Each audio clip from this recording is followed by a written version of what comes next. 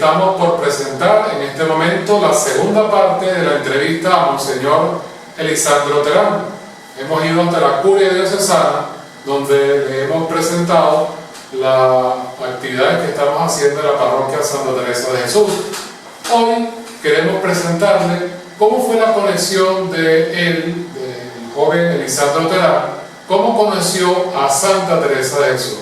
Sorpresa, porque hemos escuchado cómo él cita, cómo menciona a nuestra Madre Teresa de Jesús, y vamos a saber cuál es el origen, el conocimiento de nuestro obispo de Santa Teresa de Jesús, y cómo hace una excelente conexión entre San Agustín, su padre de la orden de San Agustín, el agustiniano, y Santa Teresa de Jesús. Cómo Santa Teresa lo lleva a San Agustín. Vamos a escuchar esta segunda parte de la entrevista a nuestro obispo, Monseñor Elisandro Terán.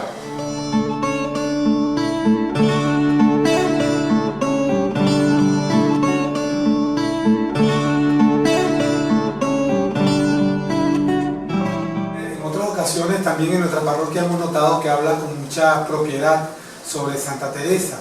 Nos gustaría saber cómo conoció a Santa Teresa, a través de qué escrito de Santa Teresa, y cuál fue o qué fue lo que más llamó su atención de esta Santa de Ávila, que le ha dejado a usted en su vida sacerdotal la orden de Santa Teresa. Imagínate, esa pregunta es hermosa y me gustó cuando me notificaron pues que iba a tener este diálogo con ustedes, porque yo me graduó de bachiller y por supuesto mis padres querían estudiar, porque yo le dije a mis padres que me iba al seminario y eso fue el acabose del mundo. Siempre desde muchacho pues yo me sentí atraído a la vida religiosa, o no sé si llamar la vida religiosa en ese momento, o a la vida sacerdotal o lo que sea, porque tuve la oportunidad también de ser monaguillo en mi parroquia Agustín y todo lo demás. Pero bueno, eso estuvo ahí, y al salir del bachillerato inmediatamente tuve que empezar la universidad, así fuera unos primeros semestres. Y yo recuerdo que en la biblioteca de la universidad tuve la oportunidad de enfrentarme a dos grandes autores. El primero de ellos fue San Agustín, en un seminario que teníamos de filosofía, de historia de la filosofía, en el propedéutico mismo ahí de la universidad. La profesora de filosofía nos puso de sorteo obras de distintos filósofos de la antigüedad. A mí me tocó un libro que se llama, una obra que se llama De Beata Vita, ¿sí? Sobre la vida feliz, un diálogo que escribió San Agustín. Entonces, bueno, vamos a buscar la bendita obra, y voy a la biblioteca de la universidad. Y yo recuerdo que en la biblioteca de la universidad había un ala en donde estaban todas las ciencias que había en la universidad, todo eso, y otra ala, la ala que llamaban la ala derecha, en donde eran puros libros de santos, historia de la iglesia y todo lo demás. Y cuando yo le digo al bibliotecario, yo necesito esta obra de este autor San Agustín, y me lleva a esa ala de la biblioteca, y como no estaba muy tranquila esa ala de la biblioteca, ahí me puse a leer. Yo puedo quedarme aquí, le dije al bibliotecario, ¿cómo? Claro, si usted es el único que en tiempo ha pedido entrar acá. Comienzo a leer San Agustín, ya tú vas a ver qué pasa. Comienzo a leer allí San Agustín, porque cuando yo me gradué de bachiller todavía no existía internet, no había nada, tú tenías que leer, y ojalá todos hoy se dedicaran a la lectura. Entonces me puse a leer, y fue impresionante cómo me enganchó Agustín en esa obra, cómo fue hablando y tal.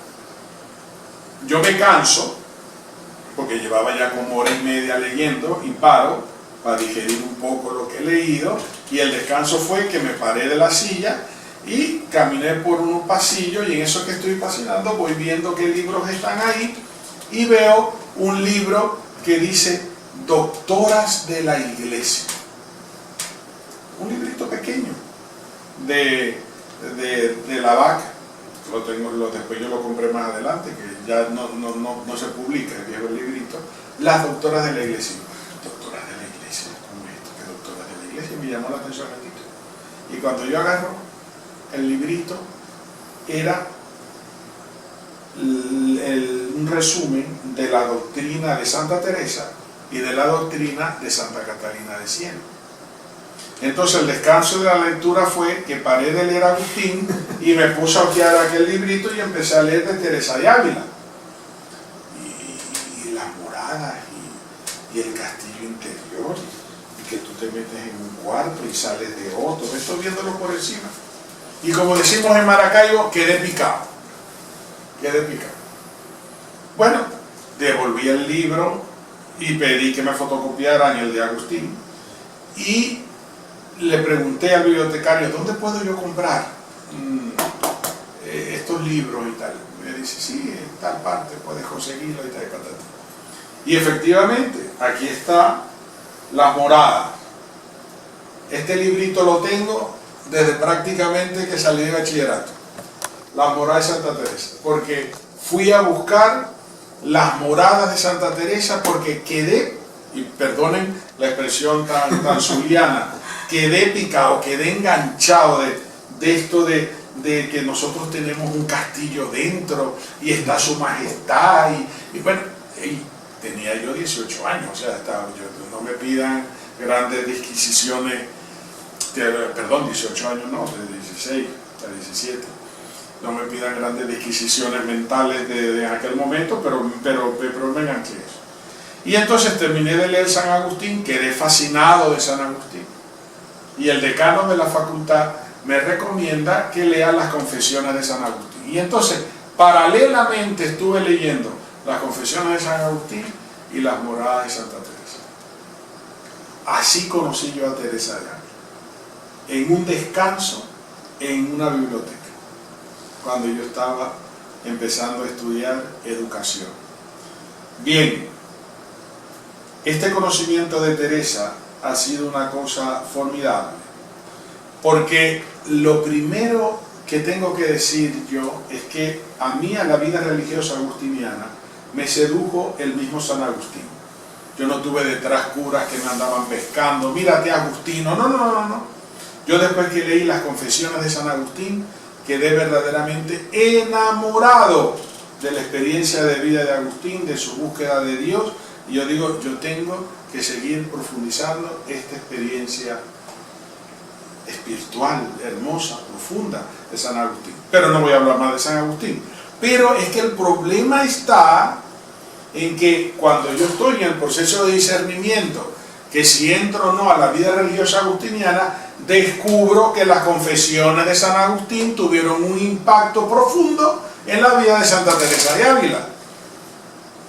Y después de leer las Moradas, la obra que más he leído de Santa Teresa es el Libro de la Vida, que es una preciosura el Libro de la Vida de Santa Teresa. Hay que tener paciencia para leer a Teresa, como hay que tener muchísima paciencia para leer a Agustín, y sobre todo en las ediciones que yo manejo, que están en el lenguaje original de la época. Pero fíjense ustedes, y me permiten leer, ¿no?, una cosita. En el Libro de la Vida, que también desde hace años me acompaña este libro, que son las obras completas de Teresa. Bien. Y en el número 8, siempre del capítulo 9 de la vida, dice la santa: como comencé a leer las Confesiones, parece me veía yo allí. Comencé a encomendarme mucho a este glorioso santo. Se encomendaba a San Agustín en su oración. Y dice la santa: cuando llegué a su conversión, es decir, el episodio de las Confesiones donde San Agustín narra que él se convirtió porque oyó una voz que le decía tole leye, toma y lee, y leyó un capítulo de la carta de San Pablo a los romanos, nada de comilonas, bebidas. Agustín dijo, Dios me está hablando, y va explicando un poco la conversión. Ese es el pasaje al que está diciendo Teresa que llegó. Cuando llegué a su conversión y leí cómo aquella voz en el huerto, no me parece sino que el Señor me la dio a mí, según sintió mi corazón. Estuve por gran rato que toda me deshacía en lágrimas y entré en mí misma con gran aflicción y fatiga. Es hermoso lo que está diciendo Teresa. Es decir, Teresa dice, me estoy viendo tan reflejada en el episodio de la conversión de Agustín a Dios, que las mismas palabras que oyó Agustín son las que yo estoy yendo, y esto me ha llevado a irme a mi interior, por supuesto, reconociendo lo que uno es. Entonces, Agustín es maestro de interioridad, porque para San Agustín el camino de la oración es el camino de la interioridad. No le forasires, dice San Agustín, no te vayas lejos. In interior homine habita veritas. En el interior del hombre habita, está la verdad que es Cristo. Lo mismo que dirá Teresa. En tu interior habita su majestad, que es Cristo, que es Dios. Y allí tenemos que encontrar. Entonces, este paralelismo, esta huella, esta impronta de Agustín en Teresa, a mí me maravilló, me fascinó, y eso fue un detonante para ponerme yo a estudiar en mis limitaciones, porque no soy carmelita, simplemente un aficionado a Teresa que trata de hacer vida elementos de su espiritualidad en mi vida. ¿Qué me ha dejado Teresa? Muchísimo, muchísimo. Pero el legado que Teresa ha dejado en mi vida, yo quiero agudizarlo, ¿no? En algunos aspectos muy concretos. Indudablemente que cuando yo estoy leyendo el libro de la vida, me encuentro con la famosa definición que Teresa da de oración, que es conocida, yo creo, que por todos los parroquianos, que yo creo que ya miles se la habrá hecho aprender de memoria a todos sus feligreses. ¿Qué es la oración? La oración, sí, Santa Teresa, y vuelvo otra vez al libro de la vida, que lo recomiendo, que es hermoso, el libro de la vida. Dice Teresa en el libro de la vida, en el capítulo 8, número 7,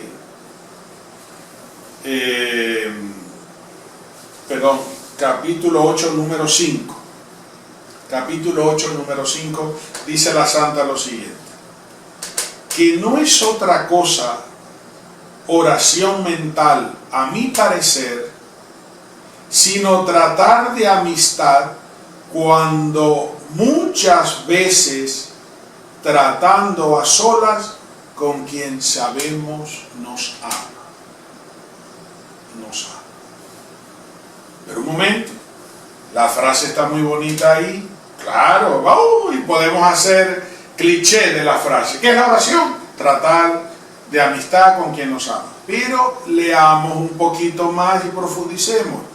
Dice Teresa, y si vos aún no le amáis, si yo no le amo, si tú no le amas, si vos aún no le amáis, porque para ser verdadero el amor y que dure el amistad, leo conforme al castellano original de la Santa, hasme de encontrar las condiciones. Las del Señor ya se sabe que no puede tener falta. La nuestra es ser viciosa, sensual, ingrata. No podéis acabar con vos de amarle tanto, porque no es de vuestra condición. Mas viendo lo mucho que os va a tener su amistad y lo mucho que os ama, pasáis por esta pena de estar mucho con quien es tan diferente de vos. Hermosísimo. ¿Qué está diciendo la Santa? Atención, que claro que orar es tratar de amistad con aquel que nos ama, pero considera dos cosas importantes. Primero, si es verdaderamente amor lo que tienes, lo que te mueve y lo que te induce a reconocer la grandeza de aquel que se te está dando plena y totalmente. O sea, hay un antecedente. No todo diálogo con Dios es trato de amistad. No todo diálogo con Cristo está marcado por este amor. ¿Por qué? Porque la Santa dice que nosotros tendemos a eso, a lo vicioso, a lo sensual, a lo ingrato que podemos ser por el pecado, indudablemente, que habita en nosotros. Pero esto lo complementa Teresa con una cita que yo le recomiendo, que se pasa por alto también cuando se habla de oración, y la tengo muy subrayadita en mi libro de las moradas, porque Santa Teresa, cuando dice que este trato de amistad es oración mental, no toda oración, sea vocal o mental, la podemos llamar oración. ¿Por qué? Y responde la Santa. Primera morada, número 7, dice la Santa: la puerta para entrar en este castillo interior, bien saben ustedes que Teresa nos habla en su libro que somos un castillo, que en nuestro interior habita su majestad, y tenemos que ir de morada en morada, de habitación en habitación, para el encuentro transformativo con el Señor. Pero la puerta para entrar en este castillo es la oración y consideración. Miren ustedes, oración y consideración. ¿Qué quiere decir la Santa con esto? No digo más mental que vocal la oración, que como sea oración, ha de ser con consideración, porque la que no advierte con quién habla y lo que pide, y quién es quien pide y a quién, no lo llamo yo oración, aunque mucho menee los labios, dice la Santa. Es decir, si una persona no toma en cuenta, no cae en la profundidad de con quién está hablando, qué le está diciendo, si la persona no toma en cuenta quién soy yo, como aquel del cual nace esa supuesta oración, cuál es mi realidad, y aquí implica algo que se puede ver más adelante, que es el conocimiento, tanto en Teresa como en Agustín, ¿ok? Y yo no tengo esta consideración de quién es él, de quién soy yo, y en esa consideración es que se empieza, como lo hemos leído ya en el libro de la vida, a establecer un vínculo, un lazo, sabiendo que la esfera de la gracia que es él siempre será más grande, más profunda que yo. Entonces, cuando ese vínculo se empieza a gestar en la consideración, podemos decir que empezamos a orar. Entonces, el camino de la oración no es fácil. Y cada vez que yo voy a orar, me acuerdo de Teresa. ¿Dónde está mi consideración? Y este elemento es algo indispensable para el camino y para mi transformación en Cristo. Porque, ojo, ¿cuál es la finalidad de las moradas? La finalidad de las moradas no es que Teresa venga y nos eche un cuento solo de lo que puede ser experiencia oracional. La finalidad de las moradas es transformarnos en Cristo. ¿Qué es lo que las séptimas moradas la Santa va a llamar la unión transformante? ¿Y qué es la unión transformante? Lo que San Pablo dice no soy yo quien vivo, sino que es Cristo quien vive en mí, porque yo he alcanzado los sentimientos de Cristo Jesús. Y cuando nosotros hacemos un recorrido por las moradas, descubrimos que todas las moradas, o todo el proceso pedagógico oracional que encierra la obra de las moradas, es un proceso de transformación en Cristo. La primera morada, el llamado de atención que nos hace la Santa para que entremos, como ya lo dice, al castillo interior por la oración, y por la oración y consideración empecemos a tener una verdadera oración que nos introduzca al encuentro con Dios. Esa es la primera morada.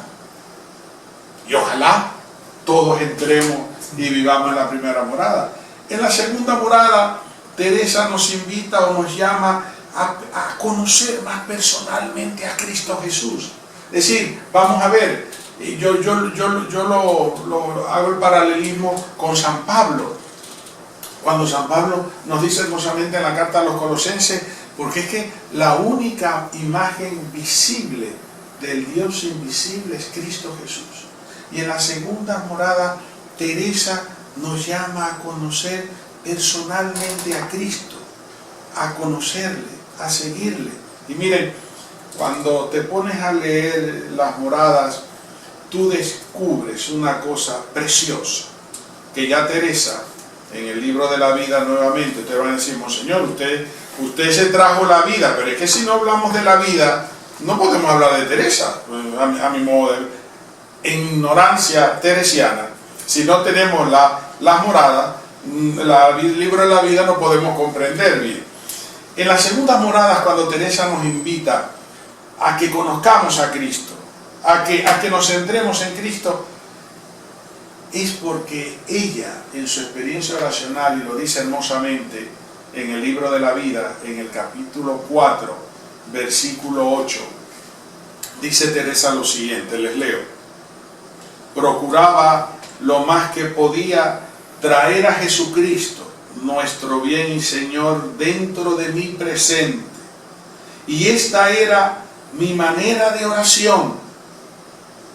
O sea, Teresa está diciendo, mi oración consistía principalmente en que yo traía a mí, a mi conciencia, a mi mente, a mi imaginación, aun cuando Teresa llamó a la imaginación la loca de la casa, porque después, cuando en el camino de perfección se va poniendo, aquilatando la doctrina espiritual, a una de las primeras cosas que tenemos que poner en orden es la imaginación, que siempre la tenemos alborotada. Pero bueno, Teresa dice, lo primero que procuraba es traer a Jesucristo, nuestro bien y Señor, a mi vida, a mi presente, a mi conciencia, a todos los planos de mi ser.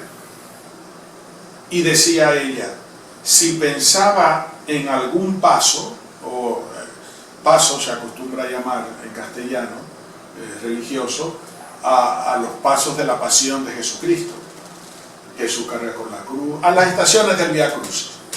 Las estaciones del Vía Crucis, bueno, los pasos del Señor, los pasos de la pasión. Hay una jaculatoria que dice, Jesucristo por todos tus pasos, misericordia Señor. Bueno, los pasos de la pasión, las estaciones de la pasión. Dice Teresa, si pensaba en algún paso, lo representaba en lo interior, aunque lo más gustaba el leer buenos libros, que era toda mi recreación, porque no me dio Dios talento de discurrir en el entendimiento, me aprovechaba con la imaginación, pero tener y estar presente a Cristo en mí me procuraba mucho.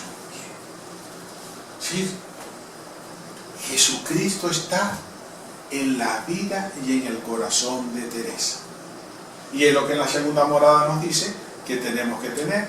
En la tercera morada yo tengo que hacer ya la decisión definitiva por Cristo. ¿Bien? Le he conocido, estoy en todo esto, adelante. Ya después, en las cuartas moradas, es lo que los más versados en mística que yo llaman empieza esa noche del sentido, esa noche oscura en la que se pasa de la oración activa a la oración pasiva, que es la que marca el espíritu. Eso yo lo remito a que lo lean en las moradas, no les voy a hablar más de eso. Después, en las cuartas moradas, en ese proceso de purgación y de purificación, Cristo nos va descubriendo su gloria.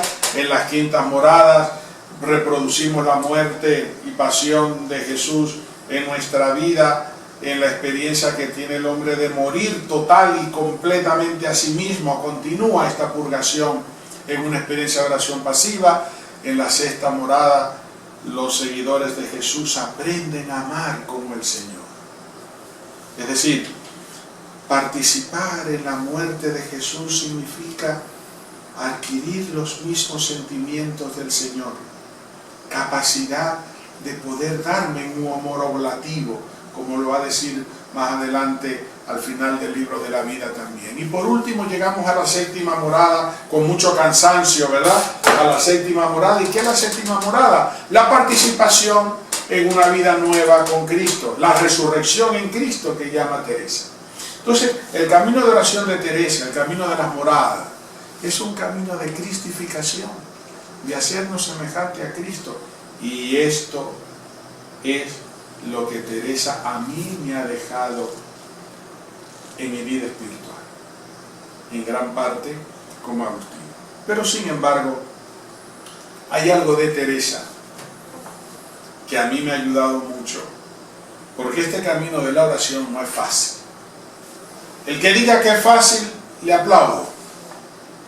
Pero el camino de la oración es arduo, difícil, hay sequedades, hay caídas, hay tropiezos. A veces las caídas son muy grandes, te tienes que parar, pero hay siempre una tentación permanente que Teresa se la pone o se la atañe al enemigo, a ese que no quiere que estemos con Dios, al enemigo de nuestra alma. Ustedes bien lo conocen, ¿no?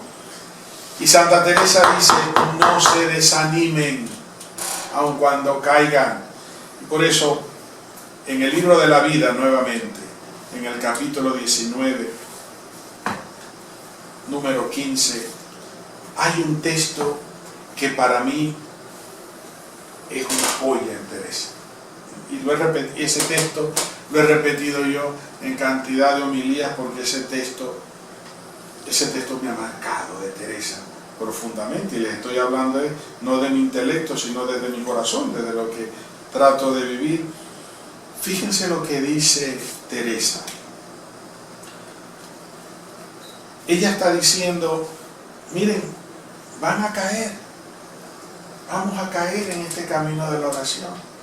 Vamos a tener flaquezas, vamos a tener dificultades, pero atención, dice Teresa, mas cuando, como he dicho, cayere, es decir, aun cuando caiga, desfallezca en este camino de la oración por el pecado, por la debilidad, por la tentación, mire, y lo pone dos veces la palabra, mire por amor del Señor, no la engañe el enemigo en dejar la oración. Mire, por amor del Señor, no la engañe en que deje la oración, como hacía a mí, con humildad falsa, como ya lo he dicho muchas veces. Fíe de la bondad de Dios, que es mayor que todos nuestros males. Fíe de la bondad de Dios, que es mayor que todos los males que podemos hacer, y no se acuerda de nuestra ingratitud. Cuando nosotros, conociéndonos, queremos tornar a su amistad, ni de las mercedes que nos ha hecho para castigarnos por ellas. Antes ayudan a perdonarnos más presto, como a gente que ya era de su casa y ha comido, como dicen, de su pan. Acuérdense de sus palabras y miren lo que ha hecho conmigo, que primero me cansé de ofenderle, que su majestad dejó de perdonarme. Esto es precioso. Esto es hermosísimo. ¿Qué está diciendo Teresa? No nos sintamos abrumados por las caídas. No nos sintamos abrumados porque sintamos desfallecer. Que el amor de Dios nos suple. Que el amor de Dios nos mantiene. Miren lo que Dios ha hecho en mi vida, dice Teresa. Que antes me cansé de ofenderle que Él de perdonarme. Así que ánimo y no nos desanimemos. Este texto de Teresa a mí me ha marcado, porque yo tengo que decirlo públicamente y no me da pena. ¿Cuántos momentos de caída no he tenido? ¿Cuántos momentos de fragilidad? ¿Cuántos momentos de sentir que el único amor es Cristo? ¿Cuánta lucha por tener un corazón uno, indiviso, solo para Cristo, solo para Dios, para su reino? Y Teresa me dice: Elisandro, tranquilo, levántate. No dejes que el enemigo te seduzca. No dejes que el enemigo te diga: tú, que te la crees de buen obispo, mira tu pecado, tu caída. Teresa dice: no le hagas caso a esa humilde falsedad que el enemigo te quiere vender. Levanta la cabeza, perfúmate como el hijo pródigo y mira lo que ha sido mi vida, el libro de la vida. Mira lo que ha sido mi vida y fíjate que antes me cansé de ofenderle que él de perdonar. Yo creo que más comentarios sobran. No, es que es hermoso. Es hermoso. Y miren, el otro detallito, porque me han preguntado experiencia, y más breve, pero no menos importante, en el libro de la vida siempre, en el capítulo 22, ya finalizando, ¿no? Por eso digo que esto hay que leerlo con amor y con calma, ¿no? Al final del libro ya de la vida de Teresa, ¿cuál es el gran consejo que nos da? A su monja, a ella, a mí como consagrado, pero también a todos, porque Teresa es de todos y para todos. ¿Saben cuál es? Vivir crucificado con Cristo. Porque para Teresa, estar crucificado con Cristo, y esto es hermoso, es estar con el amigo, estar en el dolor, tenerlo como compañero, pero este compañero está crucificado.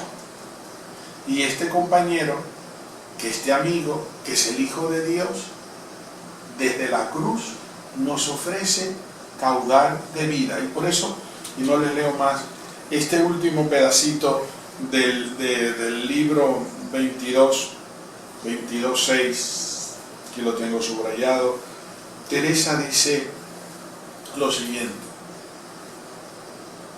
no me ha venido trabajo que mirándoos a vos, cual estuviese delante de los jueces, no se me haga bueno sufrir. ¿Qué está diciendo Teresa? Se está dirigiendo a Cristo en la cruz.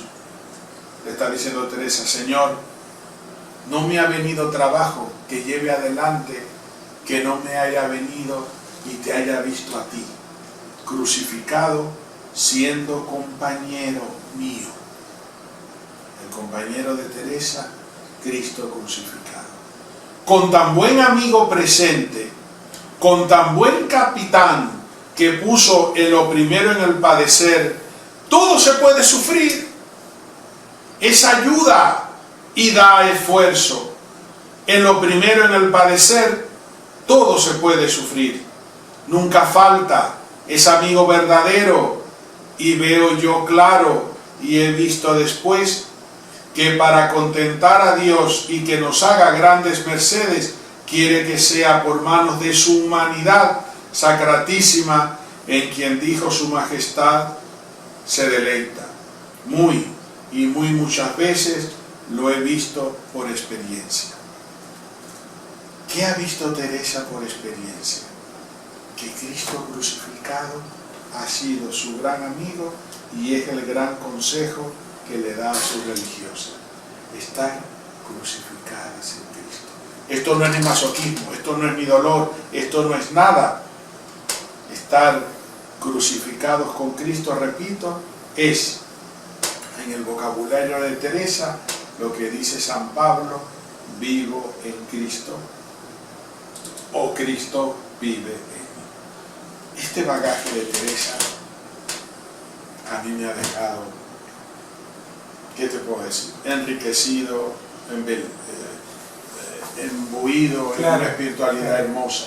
Claro, y decíamos que es hermosa esa conexión que usted comentaba de Teresa con San Agustín, como también lo fue, y me permito decirlo, esa conexión que tuvo, además de que Dios le colocara a usted en su camino la lectura de Teresa, para que además conociera un poco más a San Agustín. Por eso digo yo que es una cosa providencial. Exactamente. Yo me siento bendecido, yo tengo que decirlo. O sea, Teresa lo acaba de decir, teniendo tan buen compañero, teniendo tan gran capitán que va contigo. O sea, eso yo lo he experimentado en mi vida. Claro. ¿Qué casualidades? No, nada es casualidad, nada es casualidad. Mira, todo es gracia, siendo fiel a lo que dice San Pablo. Así es. Y el amor de Dios para con nosotros se nos manifiesta de cantidad de oportunidades. Y ha sido un acontecimiento de gracia y bendición encontrarme en mi vida a estos dos grandes gigantes de la vida espiritual.